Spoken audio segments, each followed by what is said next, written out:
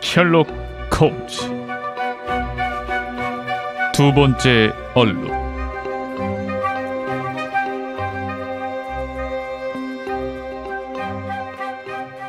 난 원래 애비 그레인지 저택 이야기를 그동안 내가 꾸준히 대중에게 소개해온 친구 셜록 홈즈의 놀라운 수사 기록의 마지막 편이 되게 할 작정이었다. 이같이 결심한 것은 소재가 부족하기 때문은 아니었다. 내겐 아직 한 번도 언급한 적이 없는 수백 건의 사건 기록이 남아있으니까. 또 나의 독자들이 이 놀라운 인간의 남다른 성격과 독창적인 방법에 흥미를 잃었기 때문도 아니었다. 진짜 이유는 홈즈가 자신의 경험을 계속 책으로 펴내는 것을 꺼렸기 때문이다. 탐정으로 활약을 계속하는 한 성공 기록은 그에게 현실적인 가치가 있었지만 런던을 아주 떠나 서섹스 타운스에서 연구와 양봉에 몰두하는 지금 명성이란 아주 거추장스러운 것이 되었고, 그래서 그는 이 문제에 대해 자신의 요구대로 해달라고 단호하게 요구했다. 난 그에게 적절한 때가 되면 두 번째 얼룩 사건을 발표하겠노라고 이미 약속했다는 점을 강조했고, 또 이 긴 사건 기록의 대미를 응당 그가 해결한 숱한 사건 중에서 가장 중요한 국제적 사건에 대한 이야기로 장식하는 게 타당하다는 점을 지적한 끝에 마침내 이 사건을 공표해도 좋다는 승낙을 받았다. 그는 사건에 대해 설명할 때 어디까지나 조심스러워야 한다는 전제를 달았다. 만일 내가 이야기를 펼쳐나가는 동안 어떤 부분에서 다소 애매한 태도를 취하는 것 같더라도 독자들은 내가 말을 아끼는 데에는 그럴 만한 이유가 있다고 선선히 이해해 주기를 바란다.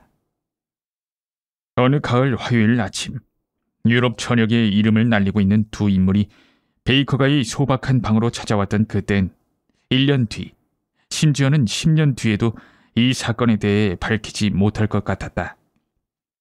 날카로운 콧날에 독수리 같은 눈매에 엄격하고 권위 넘치는 사람은 다름 아닌 영국 수상으로 두 번째 임기를 맡고 있는 저 유명한 벨린저 공이었다.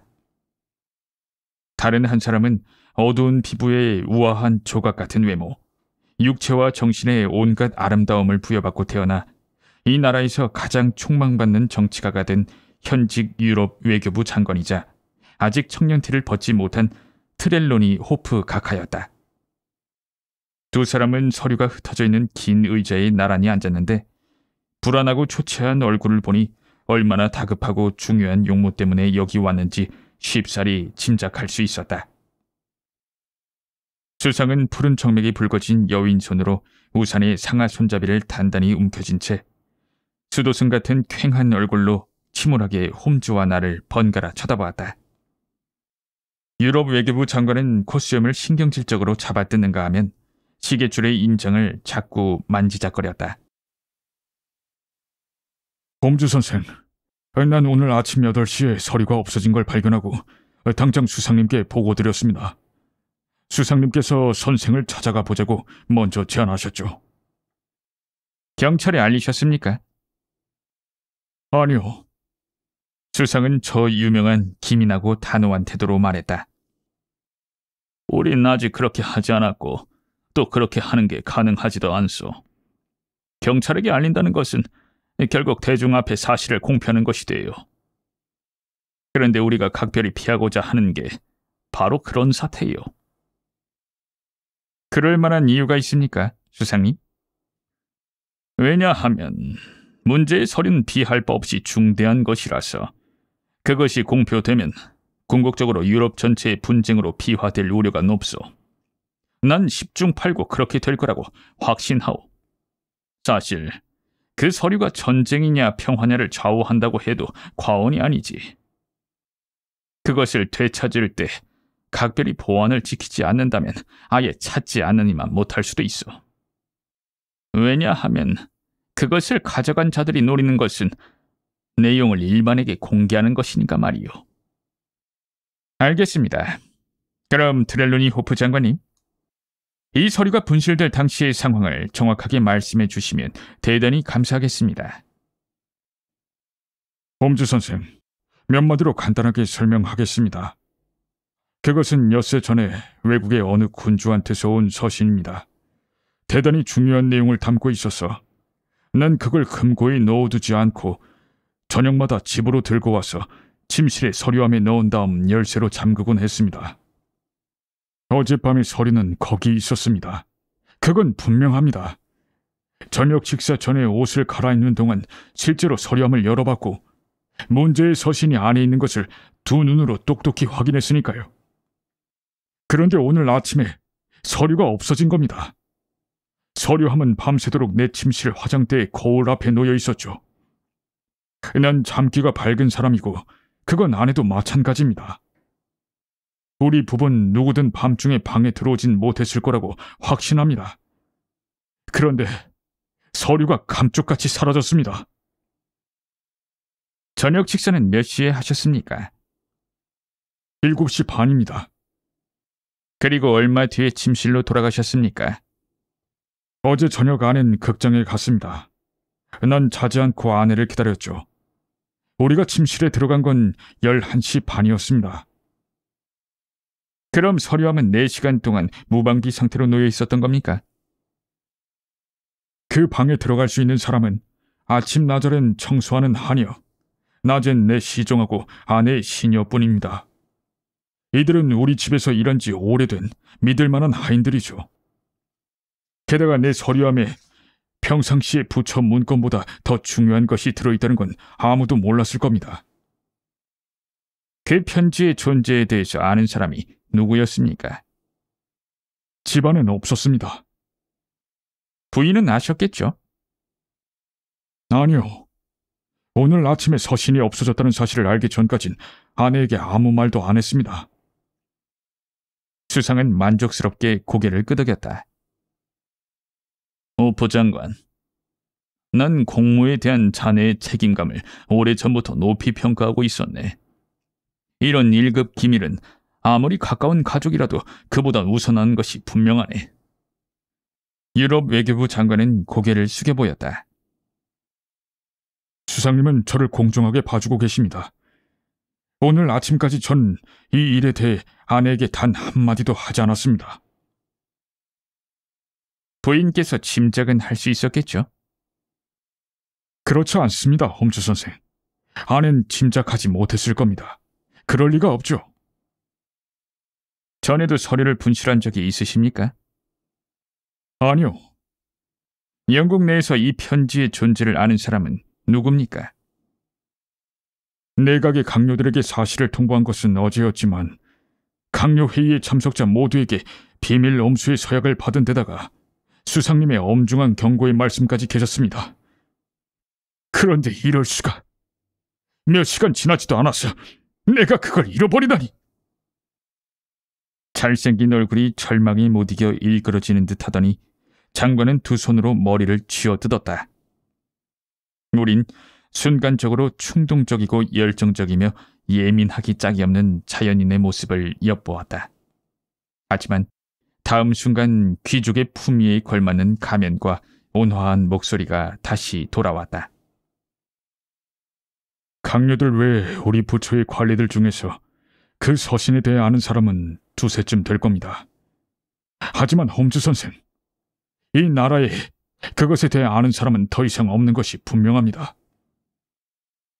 그러면 외국에선요? 난 외국에도 서신을 쓴 당사자 외엔 그걸 본 사람이 없을 거라고 믿습니다. 그 군주는 장관들에게 알리지 않고, 즉 적절한 공식적인 경로를 통하지 않고 그걸 보낸 것이 분명합니다. 홈즈는 잠시 생각에 잠겼다.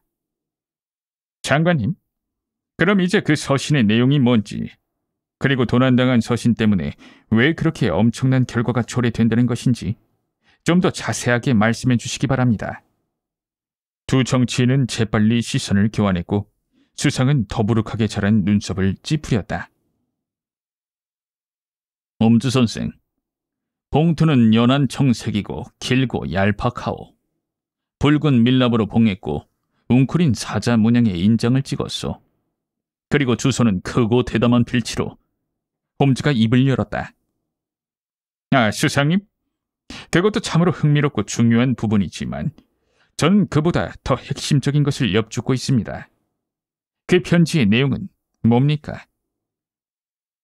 그것은 국가의 일극 기밀이라 선생에게 말할 수도 없거니와 또 말할 필요도 없다고 생각하오. 사람들의 입에 오르내리는 선생의 능력을 발휘한다면 방금 설명한 그런 봉투를 찾을 수 있을 거예요. 선생이 서신을 찾아준다면 나라에 큰 공헌을 하는 셈이 되니 우린 최대로 보상하겠소. 셜록 홈즈는 방긋이 웃으며 일어섰다. 두 분은 우리나라에서 가장 바쁘신 분들입니다. 그리고 변변치 않지만 저 또한 할 일이 많은 사람입니다. 이번 기회에 두 분을 도와드리지 못하게 되어서 대단히 유감스럽습니다.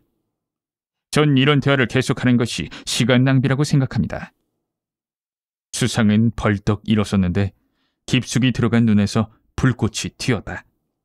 그것은 한나라의 강요들을 벌벌 떨게 한 눈빛이었다. 이런 대접은 처음이요. 수상은 입을 열었지만 곧 분노를 가라앉히고 다시 자리에 앉았다. 1, 2분 정도 침묵이 흘렀다. 늙은 정치가는 어깨를 으쓱했다.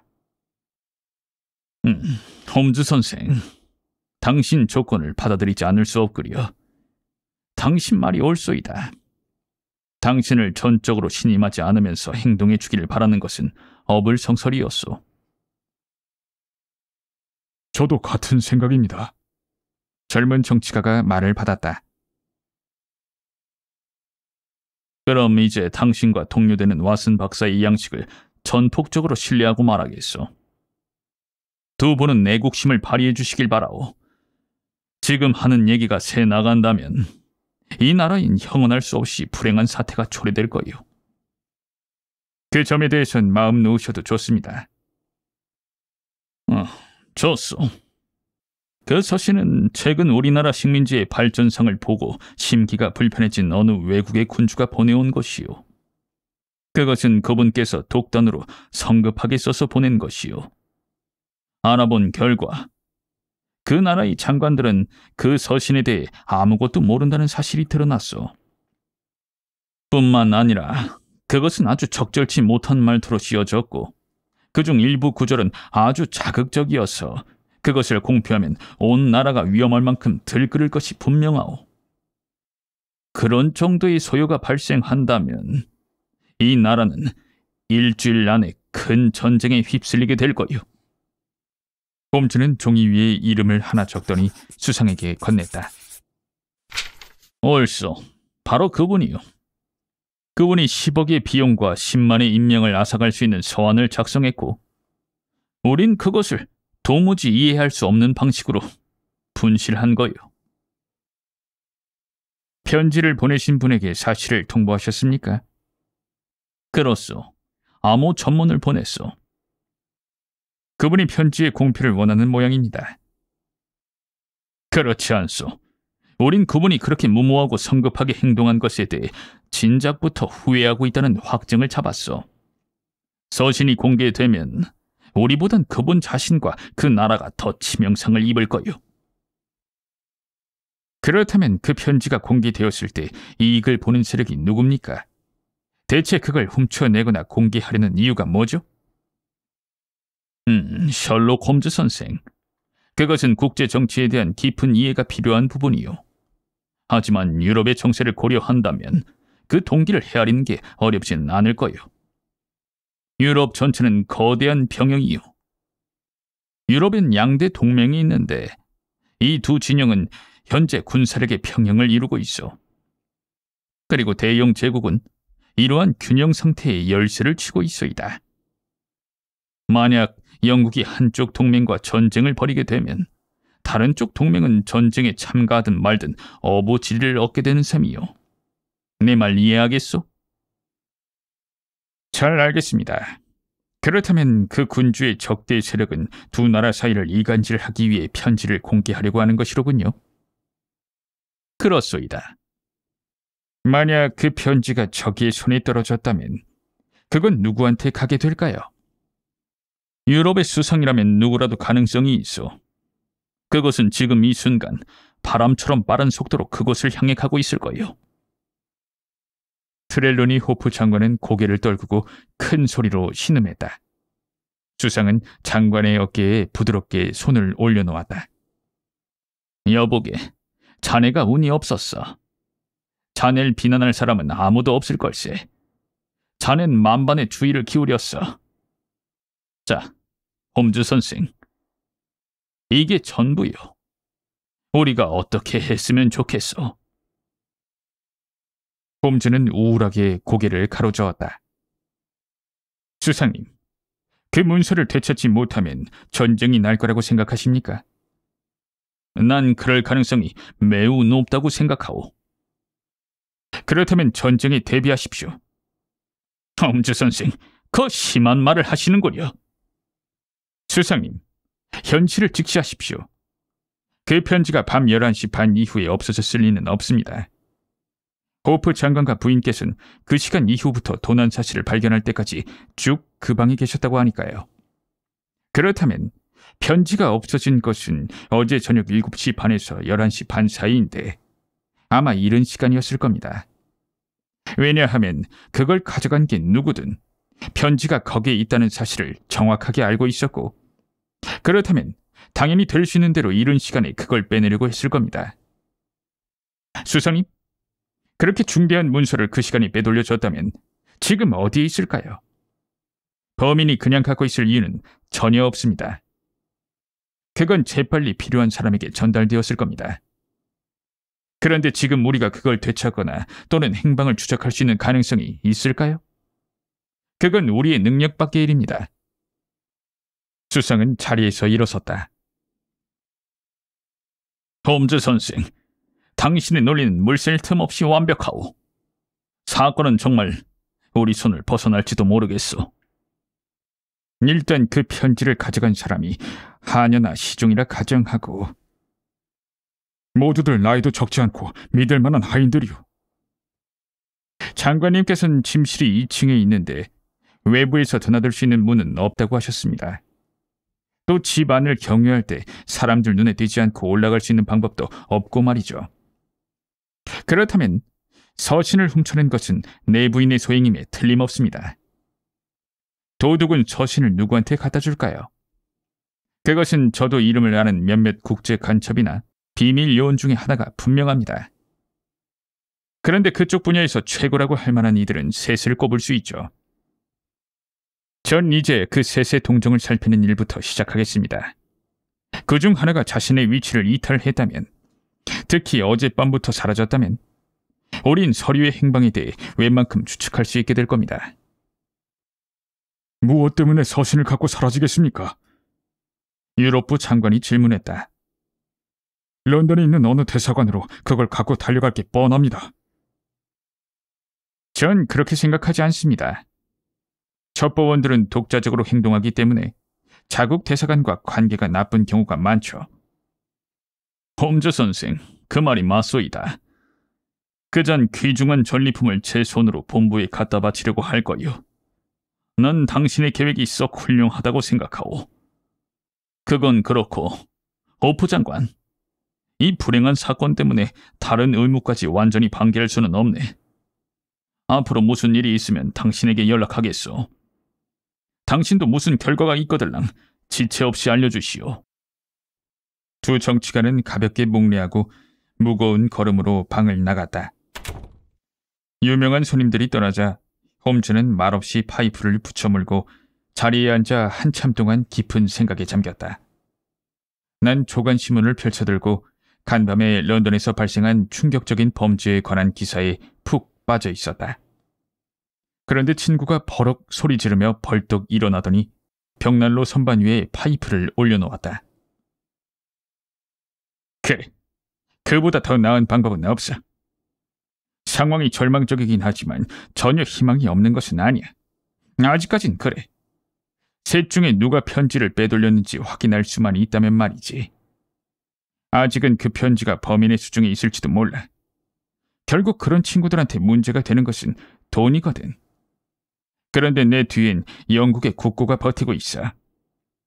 편지가 시장에 나오면 내가 사면 돼. 비록 그것 때문에 세금이 1페니 더 오르는 한이 있어도 말이야. 그전 어느 쪽이 제일 높은 가격을 부르는지 알아보면서 편지를 잠시 보관하고 있을지도 몰라. 그렇게 대담한 판을 벌일 수 있는 자들은 오버스타인, 라 로티에르, 에두아르도 루카스, 이렇게 단 3뿐이지. 이 자들을 하나씩 접촉해봐야겠어. 난 조간신문을 흘끗 쳐다보았다. 고돌핀가의 에두아르도 루카스 말이야? 맞아. 아, 그 사람은 못 만날 거야? 왜지? 간담회 자택에서 살해당했대. 그동안 숱한 모험을 하는 동안 내 친구는 수시로 나를 놀래주었는데 지금 그가 까무러칠 듯이 놀라는 걸 보니 난 무척이나 기분이 좋았다. 그는 멍하니 나를 응시하다가 내가 들고 있는 신문을 낚아채 갔다. 그가 자리에서 일어서기 전에 내가 읽은 기사는 이런 것이었다. 웨스트민스터 살인사건. 지난밤 고돌핀가 16번지에서 동기를 알 수 없는 살인사건이 일어났다. 사건이 일어난 곳은 템스강과 웨스트민스터 대수도원 사이에 있는 고풍스러운 18세기 양식의 외진 주택가에 있는데 그 중에서도 국회의사당의 높은 시계탑 그늘에 잠겨있다시피 한 집이다. 수년 동안 이 작지만 고급스러운 주택에서 거주해온 이는 에두아르도 루카스 씨인데 그는 매력적인 성품뿐 아니라 최고의 아마추어 테너 가수로 평가받은 덕분에 사교계의 유명 인사가 되었다. 루카스 씨는 34살의 독신남으로 식솔론 늙은 가정부 프링글 부인과 시종 미튼이 있다. 가정부는 여느 때와 마찬가지로 일찍 일을 끝내고 맨 위층의 방으로 자러 갔다. 시종은 해머 스미스에 있는 친구 집을 방문하기 위해 저녁 때 집을 비웠다. 루카스 씨는 10시부터 집에 혼자 있었다. 그동안 무슨 일이 있었는지는 아직 밝혀지지 않았지만 11시 45분에 베럿 경관은 고돌핀가를 지나다 16번지의 현관문이 열려있는 것을 보았다. 그는 문을 두드렸지만 응답이 없었다. 경관은 거실에서 불빛이 흘러나오는 걸 보고 집 안으로 들어가 복도에서 방문을 두드렸지만 여전히 대답이 없었다. 그래서 그는 방문을 열고 안으로 들어갔다. 방 안은 완전히 난장판이었는데 가구란 가구는 죄다 한쪽으로 밀쳐져 있었고 의자 하나가 방 한가운데에 누워 있었다. 이 의자 옆엔 그때까지도 의자 다리 하나를 붙든 채 불운한 집주인이 쓰러져 있었다. 주인은 심장을 찔린 상태였고 즉사한 것으로 보였다. 범행에 사용된 칼은 반월형 인도 단검인데 원래 벽을 장식하고 있던 동양 무기 수집품의 하나였다. 강도의 소행은 아니었던 듯 집안에 감나가는 물건엔 전혀 손댄 흔적이 없었다. 에두아르도 루카스 씨는 유명한 인기인이므로 수많은 지인들은 고인이 이렇게 의문의 죽음을 당한 데 대해 가슴 아픈 관심과 깊은 동정을 품을 것이다. 왓슨, 자넨 이 사건을 어떻게 생각하나? 한참 말이 없던 홈즈가 물었다. 놀라운 우연의 일치라고 할 수 있지 않을까? 우연의 일치라. 하필이면 우리가 이 드라마의 배우로 거명했던 3사람 중에 하나가 그 드라마가 한창 진행 중이던 바로 그 시간에 무참하게 살해당했네. 이 사건은 우연의 일치가 아닐 공산이 커. 그런 일은 도저히 있을 수가 없지. 왓슨? 이 두 사건은 서로 관련돼 있어. 틀림없어. 그 상관관계를 밝혀내는 것이 우리가 해야 할 일일세. 하지만 지금 경찰은 모든 걸 다 알고 있을걸? 천만에. 경찰이 알고 있는 건 고돌핀가에서 벌어진 사건뿐이야.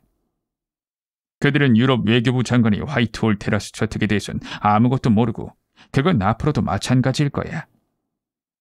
두 사건을 다 알고 있는 그 사이의 관련을 추적할 수 있는 건 우리뿐이야. 어찌됐든 나한텐 루카스에게 의혹의 눈초리를 보낼 만한 명백한 사유가 하나 있어. 웨스트민스터의 고돌핀가는 화이트홀 테라스까지 걸어서 몇 분 거리밖에 안 되지.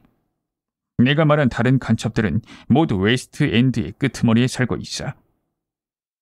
그러니까 루카스는 다른 둘에 비해 유럽부 장관댁 식솔과 일정한 관계를 맺고 메시지를 전달받기가 훨씬 쉬웠을 거야. 그것은 사소한 것 같지만 4-4시간 사이에 집중적으로 일이 터진 상황에선 아주 중요한 조건이 될 수 있어. 아, 이게 누구야? 허드슨 부인이 어느 숙녀의 명함을 쟁반에 받쳐들고 나타났다. 홈즈는 그것을 흘끗 쳐다보더니 눈이 휘둥그레져서 명함을 내게 건네주곤 말했다. 길다 트렐로니 호프 부인께 어서 올라와 주십사 하고 전해주십시오. 아침에 이미 크나큰 영예를 누린 우리의 소박한 방은 잠시 후 런던에서 가장 사랑스러운 여성의 출연으로 더한 영광을 입었다. 난 벨민스터 공작의 막내 따님의 미모에 대한 얘기를 심심찮게 들었다.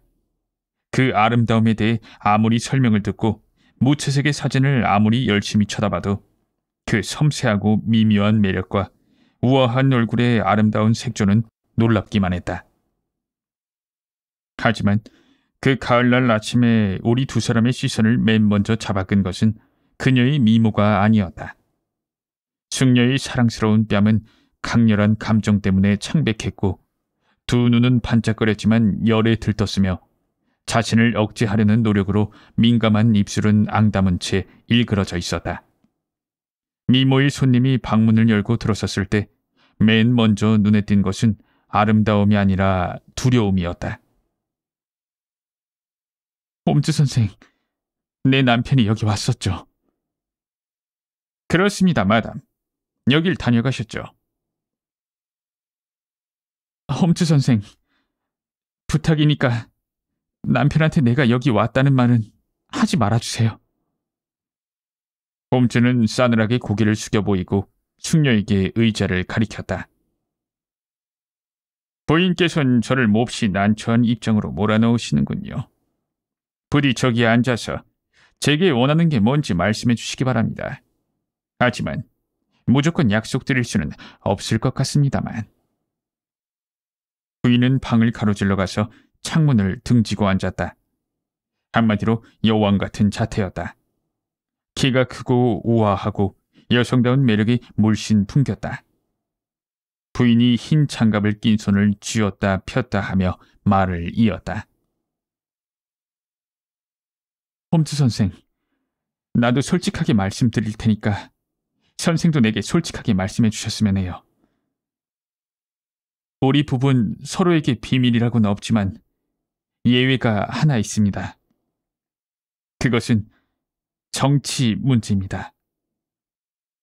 남편은 이 부분에 대해선 입을 굳게 다물죠. 나한테 아무 말도 안 한답니다. 그런데 지난밤에 우리 집에서 중대한 사건이 생겼어요. 난 서류가 없어진 것으로 알고 있죠. 그게 정치적인 문제라서 남편은 내막을 전혀 말해주지 않습니다. 하지만 일이 어떻게 된 건지 난 정확하게 알 필요가 있어요. 정말이에요. 그런데 정치가를 빼면 진실을 아는 사람은 오직 선생뿐입니다. 홈즈 선생, 부탁이니 도대체 일이 어떻게 된 건지, 그리고 앞으로 어떤 결과가 초래될 것인지 정확하게 말씀해 주세요. 모든 걸 다 말이에요. 의뢰인을 위해서 침묵한다는 말씀은 마세요. 분명히 말씀드리지만 나한테 진실을 솔직하게 알려주는 것이야말로 남편을 진정으로 위하는 길이니까요. 없어진 문서가 대체 어떤 거죠? 마담, 그것은 도저히 말씀드릴 수 없는 것입니다. 부인은 신음소리를 내며 두 손으로 얼굴을 감싸쥐었다. 마담, 이럴 수밖에 없다는 것을 아셔야 합니다. 부군께서는 부인에게 이 문제를 알리지 않은 것이 옳다고 생각하시는데 직업상의 기밀을 누설하지 않겠다고 맹세한 다음에야 얘기를 듣게 된 제가 부군께서 감추신 것을 부인에게 말씀드려야 할까요? 그것은 온당한 요청이 아닙니다. 그런 요청을 꼭 하셔야 한다면 부군에게 하십시오. 남편한텐 벌써 물어봤어요. 난 최후의 수단으로 여길 찾아온 거죠. 하지만 홈즈 선생, 구체적인 얘기를 비추지 않아도 한 가지 점에 대해서 분명히 밝혀주시면 정말 큰 도움이 될 것 같군요. 마담, 그게 뭡니까? 이 사건 때문에 남편의 정치적 입지가 타격을 받을까요? 그렇습니다, 마담. 문제가 해결되지 않는다면 대단히 불행한 결과가 초래될 것입니다. 부인은 의혹이 풀린 사람처럼 날카롭게 숨을 들이켰다. 홈즈 선생, 한 가지만 더 묻겠습니다. 서류가 없어졌다는 걸 알고 충격을 받은 남편이 무심코 흘린 얘기를 듣고 난 그 사건이 사회에 엄청난 파장을 일으킬지 모른다고 짐작했습니다. 부군께서 그렇게 말씀하셨다면 제가 그 사실을 부정할 수는 없죠. 구체적으로 어떤 문제가 생기는 건가요? 안 됩니다, 마담. 또 제가 대답할 수 없는 걸 물으셨군요. 그럼 더 이상 선생의 시간을 빼앗지 않겠어요. 홈즈 선생, 난 선생이 좀 더 허심탄회하게 얘기해주지 않았다고 해서 선생을 원망하진 않겠어요. 선생도 내가 남편의 뜻을 거스르기까지 하면서 남편의 근심을 함께 하려고 했다고 날 나쁘게 생각하진 않으리라 믿습니다. 다시 한번 부탁드리는데 내가 찾아왔다는 말씀은 하지 마세요. 부인은 문 앞에서 우리를 돌아보았는데 넋이 나간 듯한 아름다운 얼굴과 놀란 눈, 찡그린 입술이 다시 한번 나의 시선을 잡아 끌었다. 부인은 방을 나갔다. 여보게나. 여자라는 종족은 자네의 전문 분야일세. 점점 멀어지던 치맛자락 스치는 소리가 현관문이 쾅 닫히며 아예 들리지 않게 되자 홈즈가 빙긋이 웃으며 말했다. 저 아름다운 숙녀의 속셈이 뭘까? 정말 원하는 게 뭐였을까? 그 점에 대해선 부인이 분명하게 말했었고 또 부인이 걱정하는 것도 당연한 것 같은데? 아하, 왓슨. 부인의 얼굴 표정을 생각해 보기나. 그 태도하며 흥분을 억누르던 것, 안절부절 못하던 것, 집요하게 질문을 던지던 것 말일세. 그런데 부인은 자기 감정을 쉽게 드러내지 않는 계급 출신이거든. 맞아. 좀 동요하고 있던 건 사실이야. 또 부인은 자기한테 사실을 다 말해주는 게 진정으로 남편을 위하는 길이라고 이상할 정도로 열심히 우리를 설득하려고 했어. 그게 대체 무슨 뜻일까? 그리고 왓슨? 자네도 부인이 햇빛을 등지지 않으려고 꾀를 부린 걸 봤지? 부인은 우리한테 표정을 보이고 싶지 않았던 거야. 그래 맞아. 부인은 창가의 의자를 골라서 앉았어. 그런데 여자들의 속내는 정말 이해하기 힘들거든. 자네도 내가 똑같은 이유 때문에 의심했던 마게이트의 여자 기억할 거야. 그 여자의 코엔 가루가 묻어있지 않았는데 그 때문에 진실이 확인되었어. 자네는 어떻게 그런 흐르는 모래 위에 집을 지을 수 있나? 이 여자들의 아무렇지도 않은 행동이 아주 엄청난 것을 의미할 때가 있는가 하면 때로 여자들은 머리핀이나 고데기 때문에 아주 이상한 짓을 하기도 하거든. 왓슨, 잘 있게나. 어디 가려고? 아침나절은 고돌핀가에서 정규 조직의 친구들과 같이 시간을 보낼 생각이야. 우리에게 주어진 문제의 해답은 에두아르도 루카스에게 있지만 솔직히 말해서 크게 어떤 형태를 취할 것인가는 아직 잘 모르겠어. 사실을 손에 넣기 전에 가설부터 세우는 것은 중대한 실수라고. 여보게 친구, 자넨 집을 지키면서 다른 손님들이 오면 맞아주게나. 가능하면 점심은 자네와 함께 하도록 하겠네.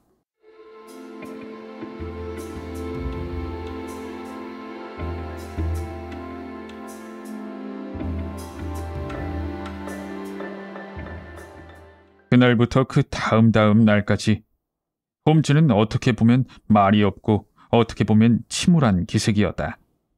그는 뛰어나갔다가 뛰어들어왔고 줄담배를 피웠고 잠깐씩 바이올린을 연주했고 몽상에 빠졌고 때가 지난 뒤에 와서 허겁지겁 샌드위치를 먹어치웠고 무슨 질문을 던져도 묵묵부답이었다. 조사 활동이 순조롭게 풀리지 않은 게 분명했다. 그가 사건에 대해 전혀 말하려 들지 않았으므로 난 신문을 보고 사건 심리의 진행 과정에 대해 고인의 시종 존 미튼의 구속과 연이은 무죄 방면에 대해 알게 되었다. 검시 배심은 고의적 살인의 편결을 내렸지만 범인의 윤곽은 여느 때와 마찬가지로 전혀 드러나지 않았다. 동기도 오리무중이었다. 방엔 귀중품이 가득했지만 없어진 것은 아무것도 없었다. 피살자의 문서도 그대로 남아있었다. 문서를 주의 깊게 조사한 결과 고인은 국제 정치에 해박했고 지칠 줄 모르고 뜬 소문을 수집했으며 외국어에 능통했고 편지 쓰기를 대단히 좋아했다는 사실이 드러났다. 그는 몇몇 나라의 중요 정치인들과도 친분이 두터웠다. 하지만 서랍을 꽉 채운 문서 중에 사회적으로 무리를 일으킬 만한 것은 없었다. 여자들과의 관계를 보면 난잡했으나 피상적이었던 듯했다. 수많은 여자들과 사귀었지만 친구는 드물었고 더욱이 사랑했던 여자는 한 명도 없었다. 생활 습관은 규칙적이었고 행실은 나쁘지 않았다. 에두아르도 루카스의 죽음은 완전히 수수께끼였고 앞으로도 답을 찾긴 힘들 것 같았다. 시종 존 미튼의 체포는 아무것도 할 수 없는 상태에서 나온 궁여지책이었다. 그러나 공소유지가 불가능했다. 그는 그날 밤 해머 스미스에 있는 친구 집을 찾아갔다. 알리바이는 완벽했다. 그가 친구 집을 나선 것이 사건이 발견된 11시 45분 전에 웨스트민스터에 도착하고도 남았을 시간이란 것은 사실이지만 본인은 걸어왔다고 설명했고 사실 그날은 몹시 쾌적한 밤이었다는 점에 비추어 그럴 가능성이 높았다. 그는 자정에 집에 도착했는데 예기치 않은 비극에 대경 실색한 듯했다. 주인과는 한결같이 좋은 관계를 유지했다. 고인 소유의 물건 중에서 몇 가지, 특히 작은 면도날 한 상자가 시종의 옷상자에서 나왔지만 그는 그것들이 고인한테 받은 선물이라고 해명했고 가정부는 그 말이 사실이라고 증언했다. 미트는 3년 동안 루카스의 집에서 일했다. 루카스가 유럽에 갈 때 미튼을 동반하지 않은 것은 주목할 만한 일이었다.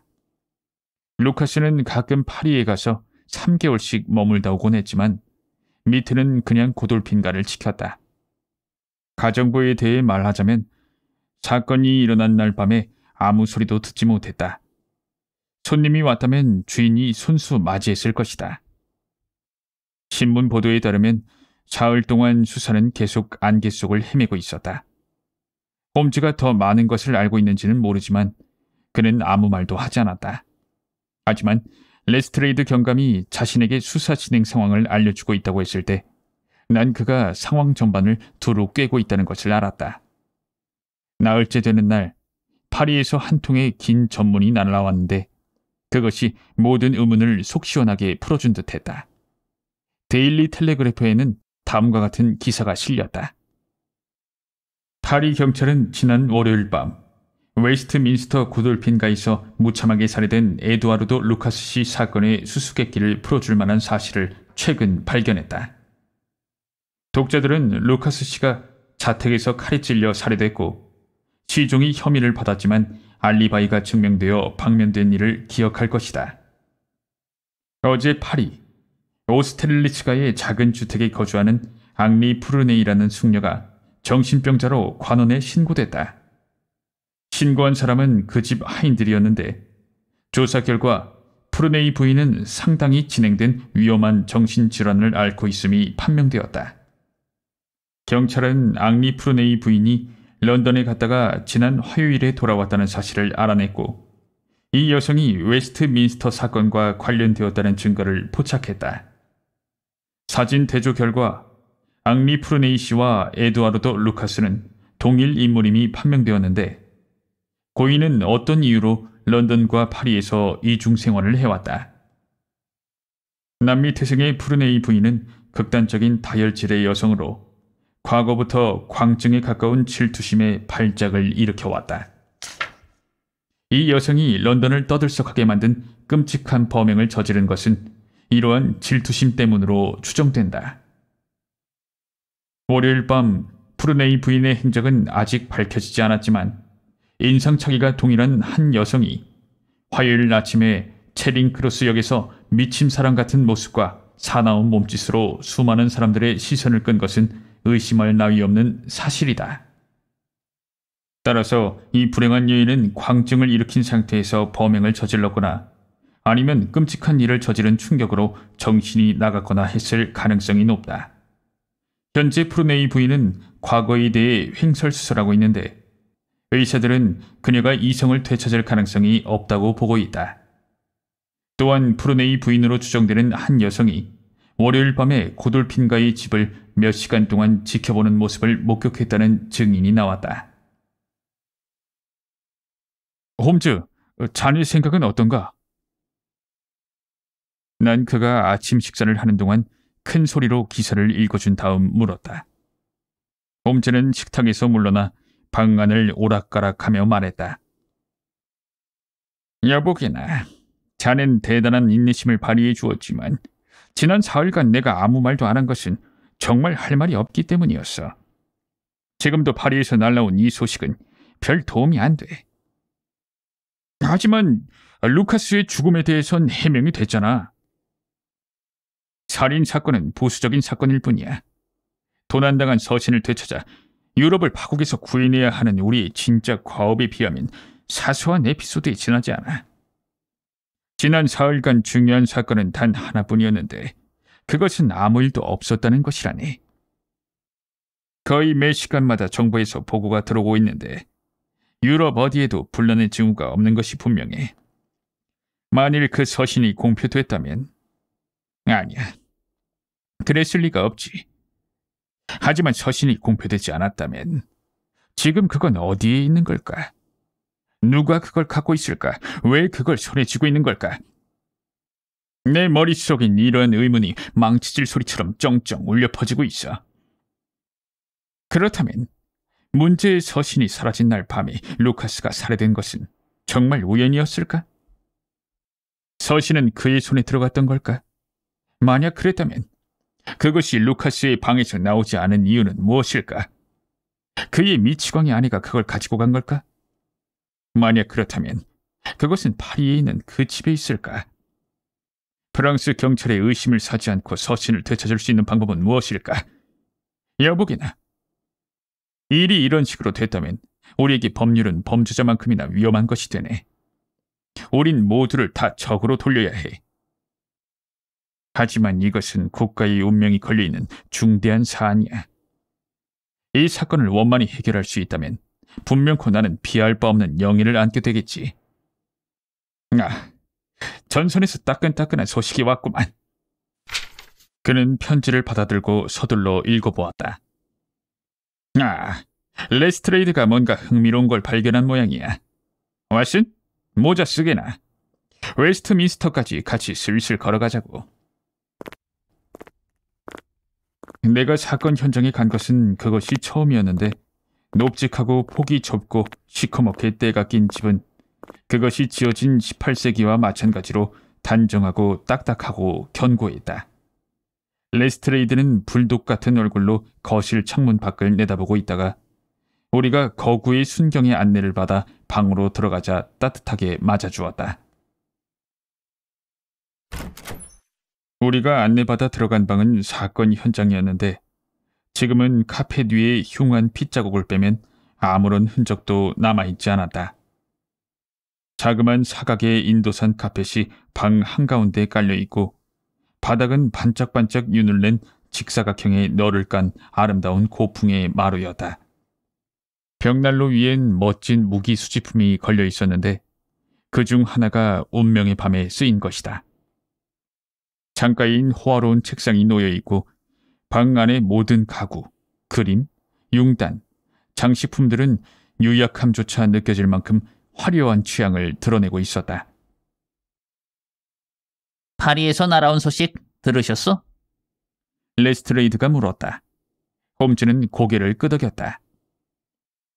프랑스 친구들이 이번엔 제대로 짚은 모양이요. 분명히 그쪽 얘기가 맞을 거요. 남편이 그렇게 비밀스러운 이중 생활을 했으니 여자가 갑자기 쳐들어왔겠지. 여자가 문을 두드리자 남자는 문을 열어주었어. 마누라를 길거리에 세워둘 수는 없었으니까. 여잔 이 집을 어떻게 찾아왔는지 말하면서 남편한테 화를 냈어. 둘은 옥신각신하게 되었는데 손 닿는 곳에 단검이 걸려 있어서 종말이 쉽게 왔던 거요. 하지만 이 의자들이 모두 저쪽에 가서 넘어져 있었고 또 피살자가 상대를 막으려고 한 것처럼 의자 다리를 잡고 있던 걸 보면 상황이 한순간에 종료된 것은 아니었어. 우린 직접 본 거나 다름없이 범행 당시의 상황을 명확하게 이해하고 있소이다. 홈즈는 눈썹을 치켜 올렸다. 그런데 나를 왜 불렀습니까? 그건 좀 다른 문제요. 아주 사소한 것이긴 하지만 선생이 흥미를 가질 만한 거라서 말하자면 묘한, 괴상하다고도 할 수 있는 일이지. 사건 자체와는 아무 상관도 없어. 상관이 있을 수가 없지. 겉으로 보기엔 말이요. 그게 뭡니까? 이런 사건의 경우에 우린 현장 보존을 철저하게 해도 아무것도 옮겨놓지 않소. 담당 경관이 밤낮으로 여길 지킨다오. 오늘 아침에 죽은 사람은 땅에 묻혔고 이 방에 관한 한 수사는 끝났어. 우린 방을 좀 정리해줘야겠다고 생각했지. 그런데 이 카페 말이오. 보시다시피 이건 고정되어 있지 않고 그냥 바닥에 깔려 있어. 우린 우연히 이걸 들춰보게 됐소이다. 그런데 밑에서 뭐가? 홈즈의 얼굴은 불안으로 굳어졌다. 난 선생이 100년이 지나도 그 밑에서 뭐가 나왔는지 모를 거라고 생각하오. 저 카펫 위에 얼룩 보이시오? 피가 많이 스며든 것 같지 않소? 네, 그렇군요. 그런데 그 밑에 하얀 마루가 깨끗하다는 얘기를 들으면 선생은 놀랄 거요. 깨끗하다고요? 그럴 리가. 그렇소. 그럴 리가 없지. 하지만 저 밑은 깨끗하오.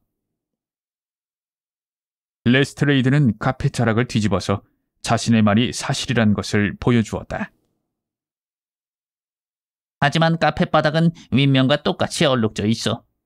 마루에도 자국이 남았을 것이 분명하오.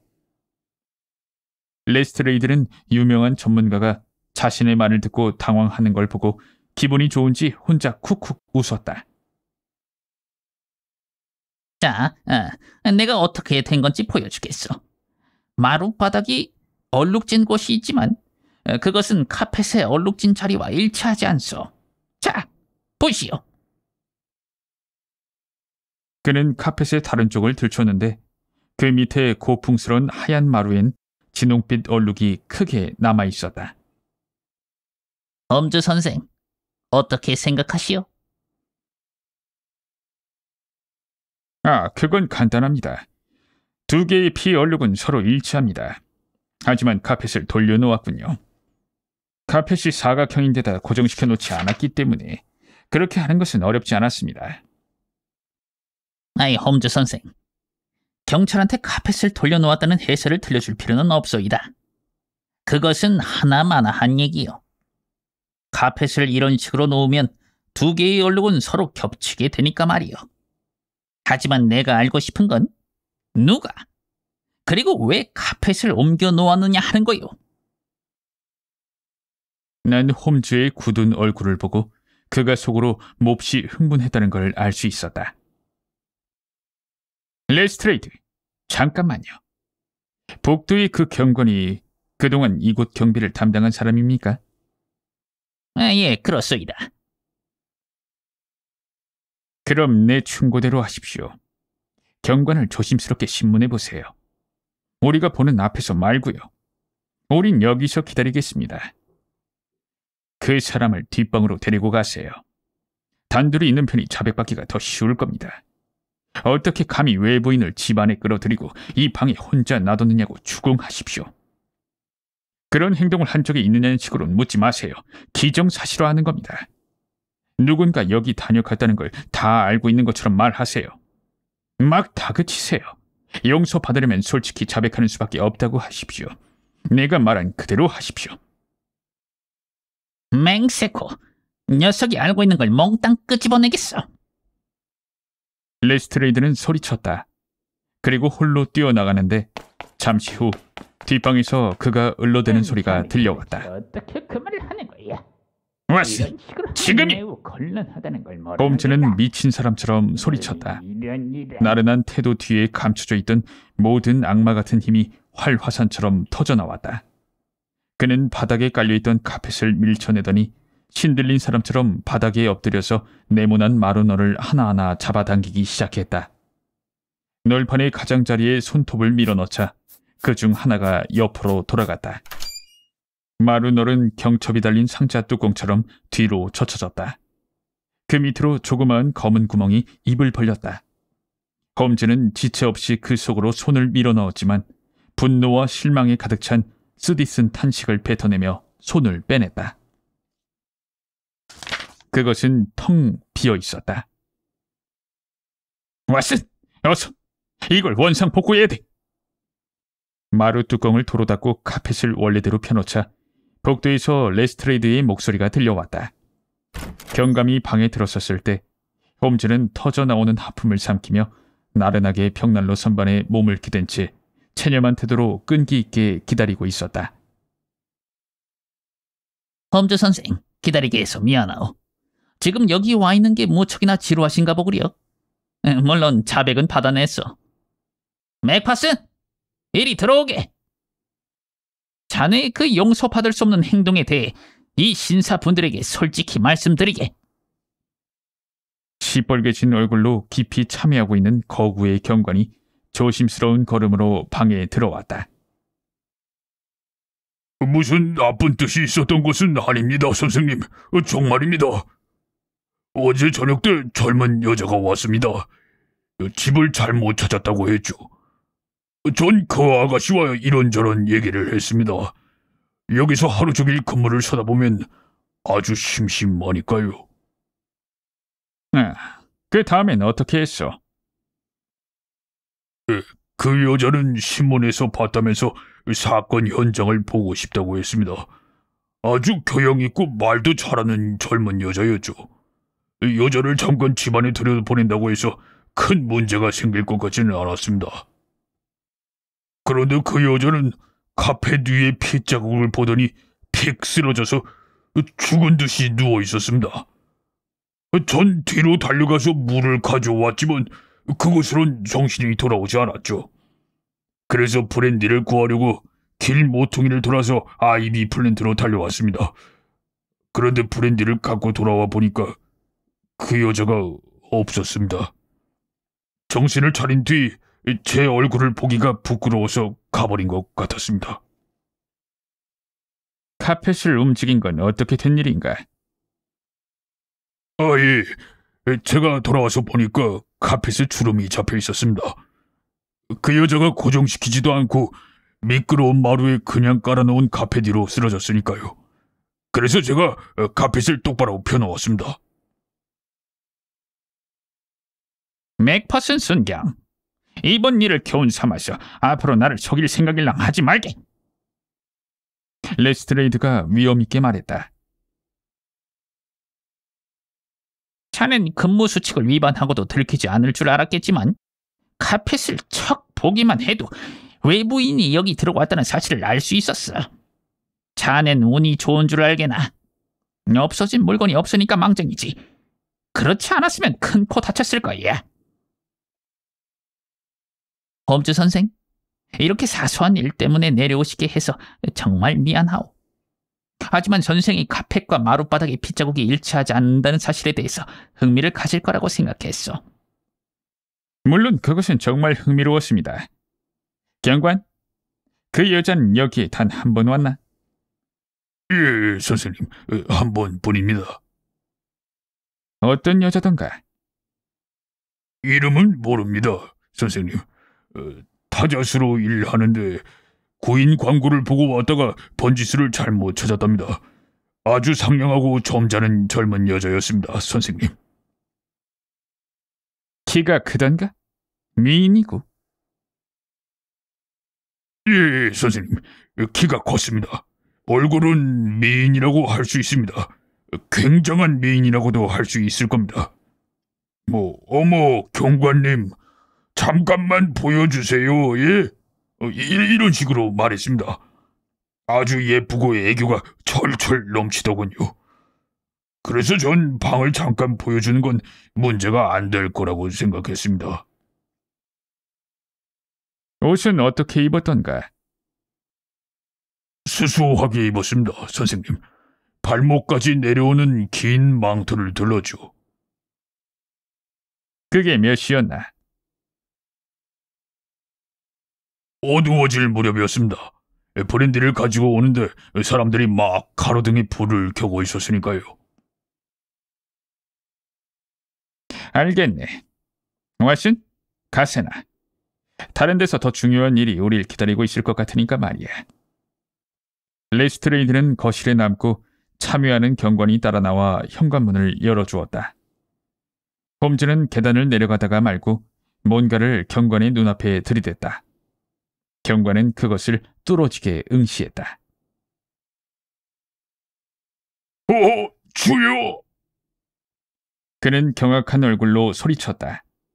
홈즈는 쉿 하며 손가락을 입술에 갖다 대고 손에 든 것을 호주머니에 도로 밀어넣었다. 그리고 거리를 내려가는 동안 큰 소리로 웃음을 터뜨렸다. 좋았어. 여보게 친구, 커튼이 올라가고 마지막 막이 시작되었네.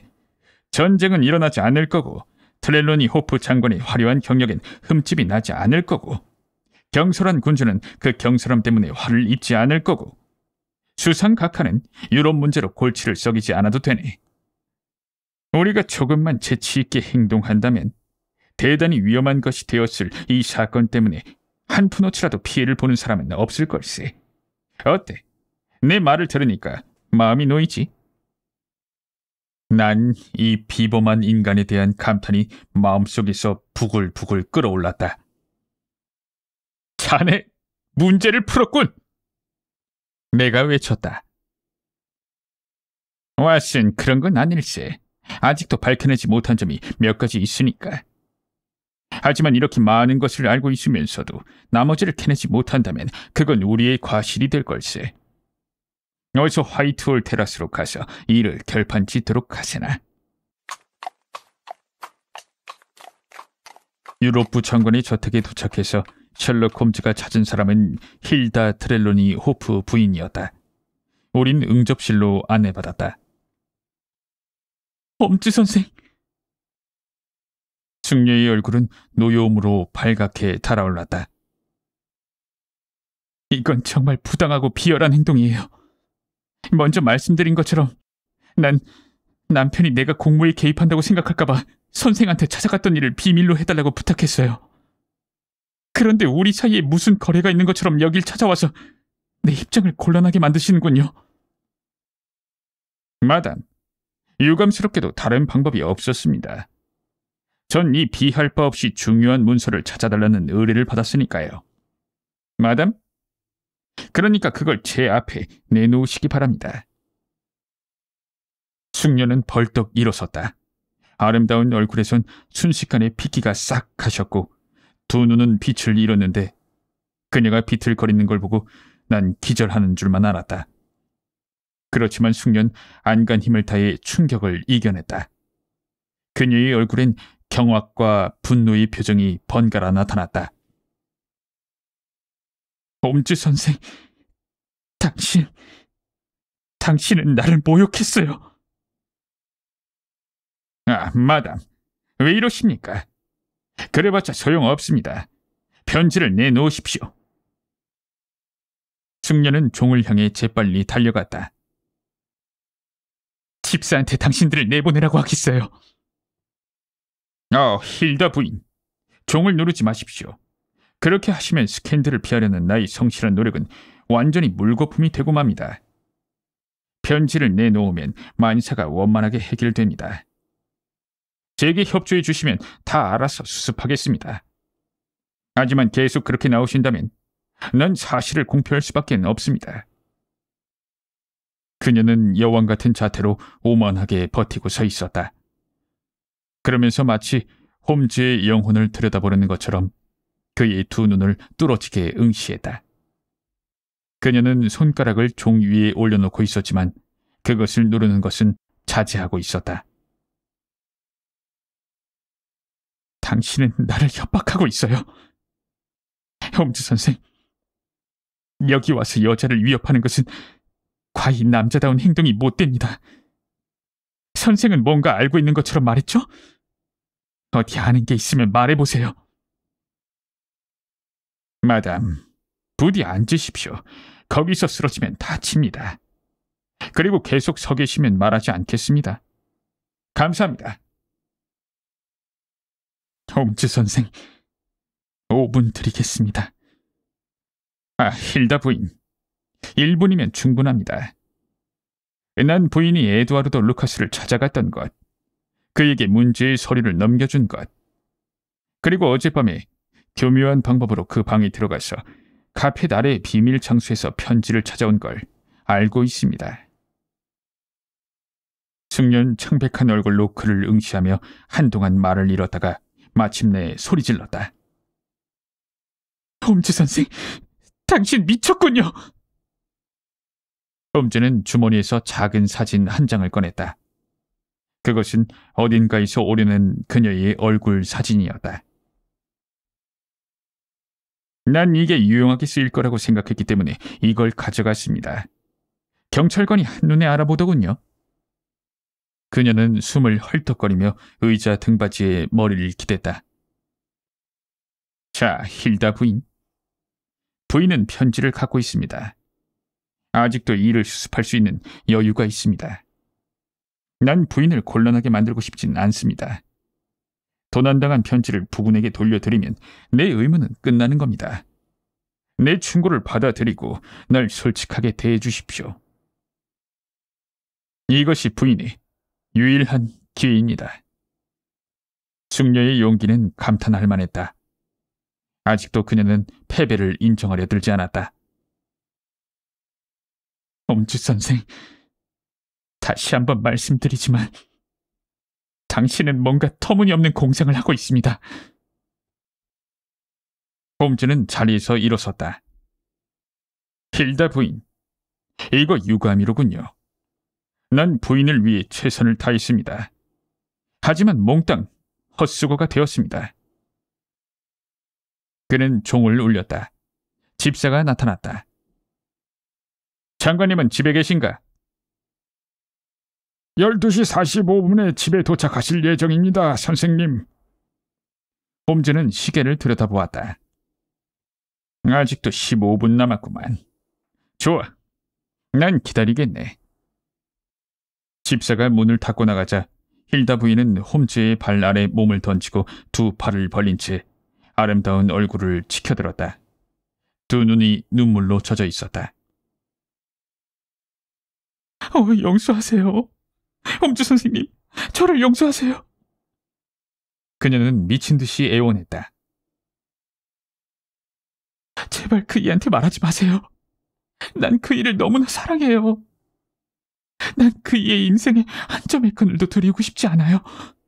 그런데 이 일을 알게 되면 그 고귀한 사람은 한없이 비통해야 할 거예요. 홈즈는 숙녀를 일으켜 세웠다. 마담. 마지막 순간에나마 이렇게 분별을 찾아주셨으니 정말 감사합니다. 시간이 없습니다. 편지는 어디 있습니까? 그녀는 책상 앞으로 달려가 잠긴 서랍을 열고 기다란 푸른 봉투를 꺼냈다. 홈즈 선생님, 여기 있어요. 난 맹세코 이걸 열어보지 않았어요. 이걸 어떻게 돌려놓는다? 홈즈가 중얼거렸다. 시간이 없어. 뭔가 방법을 찾아야 하는데. 서류함은 어디 있습니까? 아직도 침실에 있어요. 정말 다행이로구만. 마담, 빨리 그걸 가져오십시오. 잠시 후 그녀는 납작한 빨간 상자를 들고 나타났다. 저는 이걸 어떻게 열었습니까? 열쇠는 복지에 두셨겠죠? 아, 물론 가지고 계시군요. 열어주십시오. hilda 부인은 품속에서 자그마한 열쇠를 꺼냈다. 서류함 뚜껑이 활짝 열렸다. 안엔 서류가 가득했다. 홈즈는 푸른 봉투를 안쪽 깊숙이 다른 문서 사이에 끼워 넣었다. 그리고 뚜껑을 닫고 자물쇠를 채운 다음 침실에 도로 갖다 놓았다. 자, 이제 장관을 맞이할 준비는 끝났습니다. 홈즈는 말했다. 아직 10분이 남았습니다. hilda 부인, 전 이제 최선을 다해 부인을 보호해드리겠습니다. 대신 부인은 기다리는 동안 이 기묘한 사건의 내막에 대해서 솔직하게 말씀해 주셨으면 합니다. 홈즈 선생님, 모든 걸 다 말씀드리겠어요. 부인은 외쳤다. 홈즈 선생님, 난 그에게 잠시라도 슬픔을 맛보게 하느니 차라리 내 오른손을 잘라버리고 말 거예요. 런던을 다 뒤져도 자기 남편을 나만큼 사랑하는 여자는 없을 거예요. 하지만 내가 어떻게 행동했는지를 그이가 안다면 절대로 나를 용서하지 않을 거예요. 하지만 어쩔 수 없었답니다. 그이는 너무도 도덕적인 사람이라서 다른 사람의 잘못을 잊지도 용서하지도 못합니다. 홈즈 선생님, 날 도와주세요. 나의 행복, 그이의 행복, 우리의 인생이 걸려 있어요. 마담, 어서요. 시간이 얼마 없습니다. 홈즈 선생님, 그건 내가 쓴 편지 때문이었어요. 결혼하기 전에 쓴 경솔한 편지. 사랑에 빠진 여자아이가 충동적으로 쓴 바보 같은 편지 한 통 때문이었습니다. 그렇게 불순한 건 아니었지만 그이는 그걸 죄악이라고 생각했을 거예요. 그이가 그 편지를 읽었다면 나에 대한 믿음을 영영 잃어버리고 말았을 겁니다. 그 편지를 쓴 건 한참 전의 일이었어요. 난 모든 게 다 지나간 일이라고 생각했습니다. 그런데 느닷없이 그 루카스라는 사람한테서 연락이 온 거예요. 자기가 그 편지를 갖고 있다며 남편한테 보여주겠다고 했죠. 난 자비를 구걸했어요. 그는 남편의 소리하면서 자기가 말하는 어떤 문서를 갖다 주면 그 편지를 돌려주겠다고 했습니다. 그가 남편의 사무실에 박아놓은 첩자가 그것에 대해 알려준 거예요. 그는 남편한테는 전혀 피해가 없을 거라며 나를 안심시켜 주었습니다. 홈즈 선생님, 입장을 바꿔놓고 생각해보세요. 내가 어떻게 할 수 있었겠어요? 부군께 사실을 고백하겠습니다. 아니요, 홈즈 선생. 난 그럴 수 없었어요. 난 파멸할 것 같았다고요. 남편의 편지를 훔친다는 게 끔찍하긴 했지만 그것은 정치적인 문제라서 앞으로 어떤 결과를 초래할 것인가를 알 수 없었어요. 하지만 부부간의 사랑과 믿음의 문제에서 그 결과는 너무도 자명했죠. 홈즈 선생님, 난 그가 시키는 대로 했습니다. 서류함 열쇠에 본을 떴죠. 그 루카스라는 남자가 복제 열쇠를 만들어줬어요. 난 서류함을 열고 편지를 꺼내가지고 고돌핀가로 갔죠. 마담, 거기에서 무슨 일이 있었습니까? 난 미리 정해놓은 대로 문을 두드렸어요. 루카스가 나와서 문을 열어줬죠. 난 남자와 단둘이 있는 게 무서웠기 때문에 현관문을 살짝 열어놓고 그를 따라 안으로 들어갔습니다. 내가 그 집에 들어갈 때 바깥에 어떤 여자가 서 있던 게 기억이 나요. 거래는 금방 끝났죠. 그가 내 편지를 책상 위에 꺼내놓기에 난 그에게 문서를 건네주었어요. 그는 나한테 편지를 주었죠. 바로 그때 현관에서 무슨 소리가 났습니다.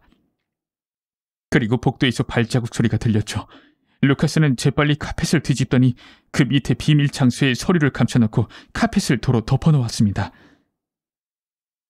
그 다음에 있었던 일은 꼭 무슨 악몽 같아요. 여자 목소리를 내는 시커먼 광란의 얼굴이 나타났죠. 그 얼굴이 프랑스 말로 외쳤습니다. 기다린 보람이 있구나. 이제야 네놈이 여자와 같이 있는 현장을 잡았다. 무지막지한 싸움이 벌어졌어요. 루카스는 의자를 들어올렸고 그 여자의 손에선 칼날이 번뜩였습니다. 난 그 끔찍한 현장에서 도망쳐 나왔어요. 그리고 다음날 아침이 돼서야 비로소 신문을 보고 참사가 벌어졌다는 걸 알게 됐습니다. 그날 밤에 나는 행복했어요. 편지를 손에 넣었고 앞으로 어떤 일이 생길진 꿈에도 몰랐으니까요. 다음날 아침, 난 한 가지 걱정거리를 다른 걱정거리와 맞바꾼 것일 뿐이라는 사실을 알게 됐어요. 편지를 잃어버리고 괴로워하는 남편을 보자 가슴이 찢어졌죠. 난 당장 그의 발 아래 무릎을 꿇고 내가 한 짓을 털어놓고 싶은 충동을 느꼈어요. 하지만 그것은 또다시 과거를 고백한다는 걸 의미했죠. 난 그날 아침에 내가 얼마나 큰 죄를 지었는지 알아보기 위해 선생을 찾아갔습니다. 그걸 이해하게 된 그 순간부터 내 마음속엔 온통 남편의 소리를 되찾겠다는 한 가지 생각밖에 없었어요. 루카스는 그 무서운 여자가 방에 들어오기 전에 서류를 감췄기 때문에 그건 아직도 거기 있을 게 분명했죠. 만약 그 여자가 들이닥치지 않았다면 난 그 비밀 장소가 어딘지 몰랐을 거예요. 그 방에 어떻게 들어가야 할까? 난 이틀 동안 그 집을 지켜보았지만 문은 항상 닫혀 있었어요. 그래서 어젯밤에 최후의 수단을 쓰기로 했죠. 내가 어떻게 해서 성공하게 되었는진 선생님도 이미 알고 계실 거예요. 난 문제의 서류를 찾아왔지만 남편한테 내 행동을 고백하지 않고 그걸 돌려주는 방법을 몰랐기 때문에 없애버릴까도 했습니다. 그이가 계단을 올라오는 소리가 들려요. 유럽 외교부 장관이 흥분한 얼굴로 들이닥쳤다. 홈즈 선생, 무슨 소식이라도. 그가 외쳤다. 희망이 보입니다. 아, 이렇게 고마운 일이. 그의 얼굴이 환하게 빛났다. 수상께서 점심 식사를 같이 하러 오셨습니다. 같이 희망을 나누는 게 좋겠죠. 그분은 무쇠 같은 신경을 갖고 계시지만 그래도 그 끔찍한 사건이 벌어진 다음엔 뜬 눈으로 밤을 지새우다시피 하십니다. 제이콥, 가서 수상님을 모시고 와주겠나? 여보, 미안하지만 이 일은 정치 문제라오. 먼저 식당에 가 있구려. 곧 내려가겠소. 수상의 태도는 차분했지만 두 눈은 번쩍거리고 뼈마디가 붉어진 손은 경련을 일으켰다. 수상은 젊은 장관 못지않게 흥분하고 있었다. 홈즈 선생, 뭔가 보고할 만한 일이 있는 겁니까? 아직은 아닙니다. 친구는 대답했다. 전 그 편지가 가 있을 만한 것을 다 찾아보았지만 위험의 징후는 전혀 없습니다. 하지만 홈즈 선생, 그것만으론 충분치가 않습니다. 우린 언제까지나 이런 분화구 위에서 살 수는 없습니다.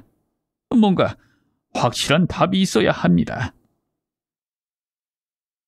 전 서신을 찾을 수 있을 거라고 생각합니다. 제가 여기 온 것은 그 때문이죠. 생각하면 할수록 편지가 이 집을 떠나지 않았을 거라는 심증이 굳어져만 갑니다. 홈즈 선생, 만약 그렇지 않다면 그 편지는 지금쯤 공표되었을 겁니다. 하지만 무엇 때문에 편지를 훔쳐내서 이 집에 그냥 놔두겠습니까? 전 누가 편지를 훔쳐냈다고 생각하지 않습니다. 그럼 서류함에서 어떻게 사라졌다는 겁니까? 전 그게 서류함에서 사라졌다고 생각하지 않습니다. 홈즈 선생, 지금은 그런 농담을 할 계제가 아닙니다.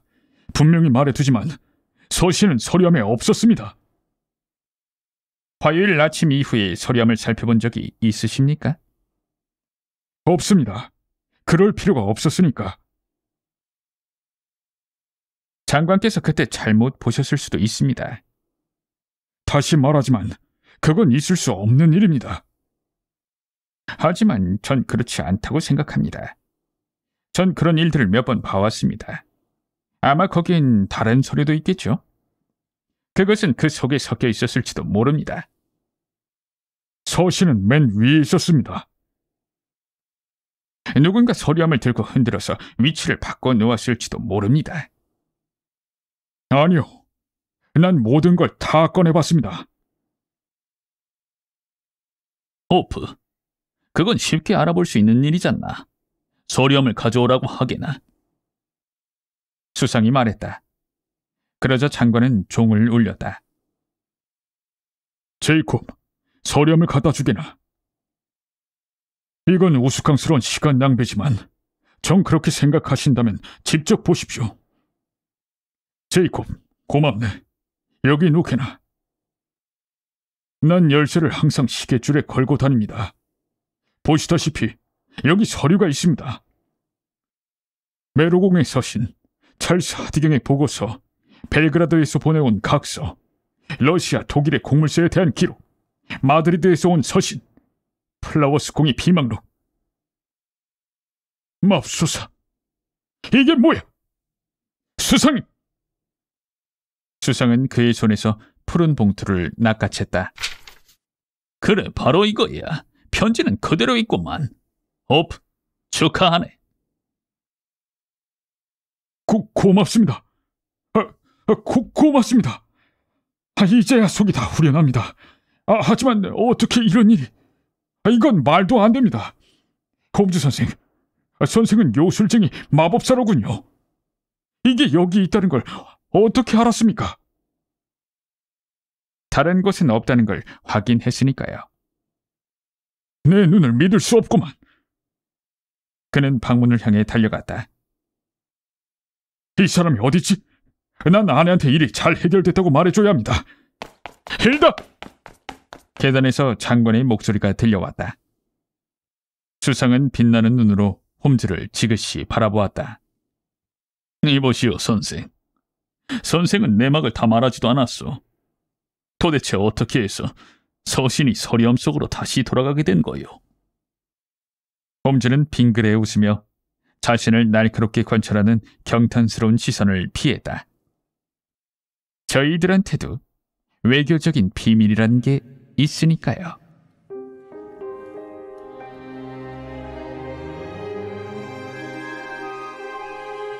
오늘 밤 책 한 잔. 셜록 홈즈. 두 번째 얼룩.